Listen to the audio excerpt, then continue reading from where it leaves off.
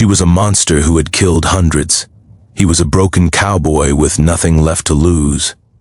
When their loneliness collided in a dark cavern, neither expected to find the one thing they had both been searching for. The desert stretched endlessly before Jake Sullivan, a cowboy who had wandered alone for more years than he cared to count.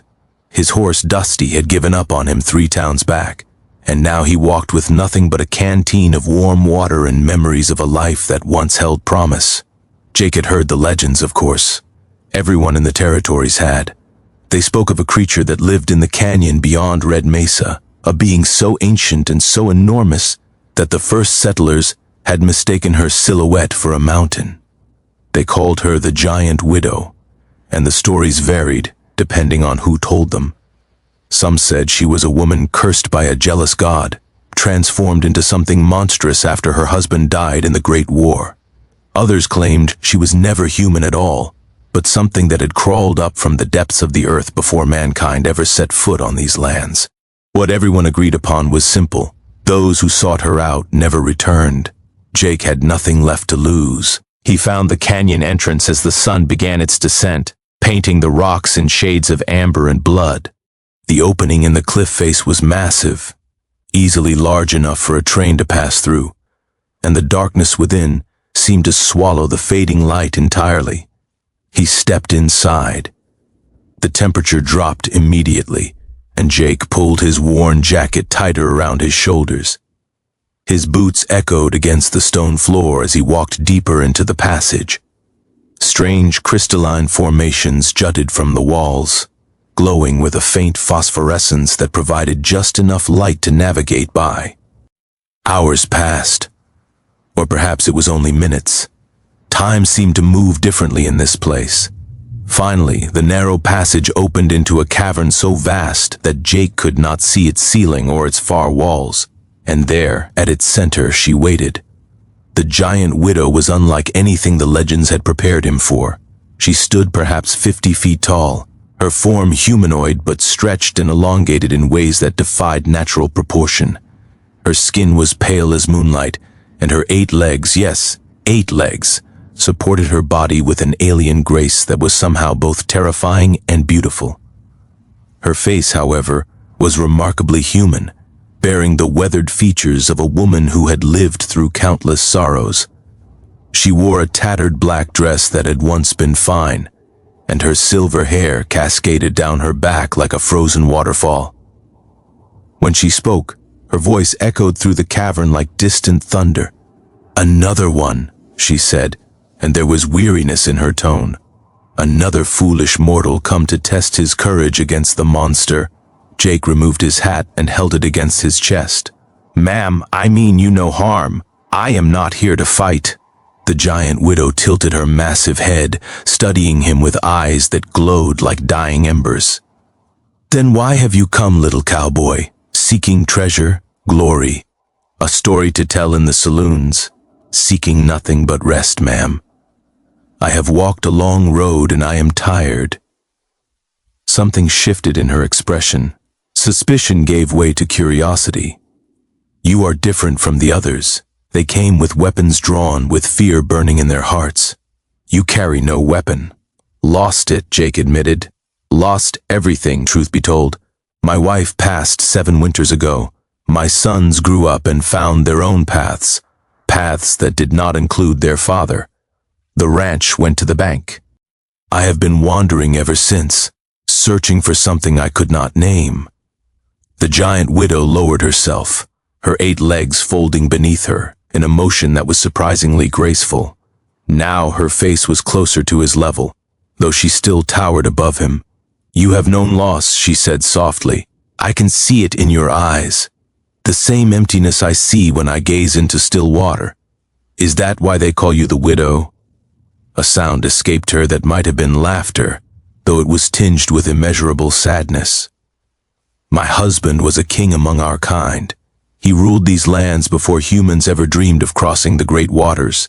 When he fell, I was left alone with nothing but this cavern and my grief." Jake nodded slowly. "Loneliness is a weight, is it not? Heavier than any burden a man can carry on his back. You understand." There was wonder in her voice. In all my centuries, no human has ever understood. They talked through the night. The giant creature and the tiny cowboy, sharing stories of loves lost and lives that had taken unexpected turns. She told him of her husband, of the great battles they had fought together, of the paradise these lands had been before the darkness came. He told her of his wife Elizabeth, of her laugh and her stubbornness, and the way she used to dance in the kitchen when she thought no one was watching. When the first rays of dawn began to filter through cracks in the distant ceiling, the giant widow rose to her full height once more.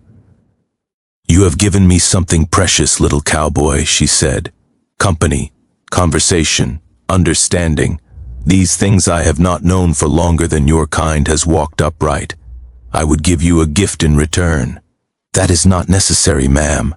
The conversation was its own reward, nonetheless. She gestured toward the space beneath her body, where her 8 legs met her torso.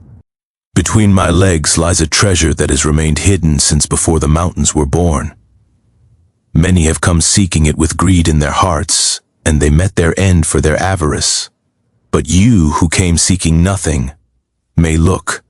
You may take what you find." Jake hesitated. "Ma'am, I would not dream of—" "Please," she said, and there was something desperate in her voice. "The treasure was gathered by my husband and me together, over millennia. It has sat untouched since his passing. I cannot bear to look at it myself, for the memories it awakens are too painful. But neither can I destroy it. Take it, use it, let it bring joy to someone as it once brought joy to us." Slowly, Jake walked toward the giant widow. Beneath the canopy of her massive form, in the shadows where her legs connected, he saw a sight that stole his breath. There were treasures there, yes, gold and jewels that would make any man wealthy beyond imagination. But there was something else as well, something far more valuable.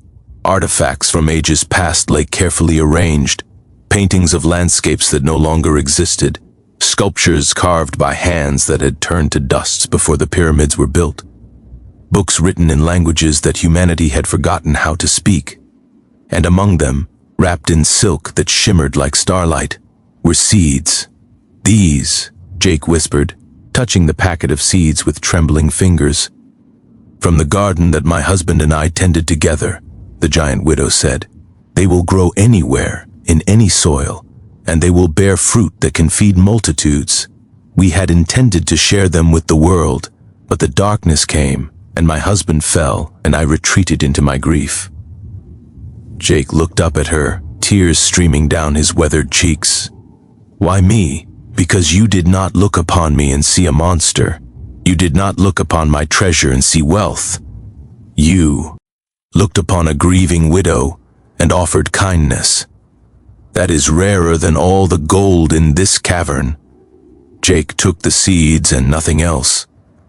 He gathered them carefully and placed them inside his jacket, close to his heart. "I will plant them," he promised, "in every town I pass through, in every settlement that struggles against the harsh land. I will share them freely, as you would have shared them. Then my husband's legacy will live on," the giant widow said, and for the first time since Jake had met her, she smiled. "And so will mine." Jake paused at the entrance to the passage that would lead him back to the world above. "Will I see you again? Perhaps, when your wandering is done? When you have planted the last seed and your bones grow weary, return to me. There is space in this cavern for one more, and I find that I have grown quite fond of conversation." Jake smiled, placed his hat back on his head, and touched its brim in salute. "Until then, ma'am." He walked back into the light, leaving the darkness of the cavern behind. But he carried with him something that would change the territories forever. Seeds of impossible abundance, grown from love, preserved by grief, and finally released through an unexpected moment of human kindness. In the years that followed, the legend of Jake Sullivan spread across the land. He became known as the Wandering Planter, the old cowboy who appeared in struggling settlements and left behind gardens that never failed to flourish. He never spoke of where the seeds came from, only smiled mysteriously when asked and moved on to the next town. And when at last his journey ended, when his body could carry him no further, Jake Sullivan returned to the canyon beyond Red Mesa one final time. The giant widow was waiting for him, as she had promised she would be. "Welcome home," she said, and there was warmth in her voice, warmth that the loneliness had tried to kill but never quite managed to destroy. Jake sat at the base of one of her great legs and gazed out at the cavern that would be his final resting place. "I planted them all," he said, "every last seed. The territories are green now, greener than anyone ever thought possible." "Then you have given my husband's memory meaning," she replied, "and you have given my existence purpose once more. Thank you, little cowboy." They sat together in companionable silence, the ancient giant and the man who had somehow become her friend. And in that silence, neither of them felt lonely anymore. The legends changed after that.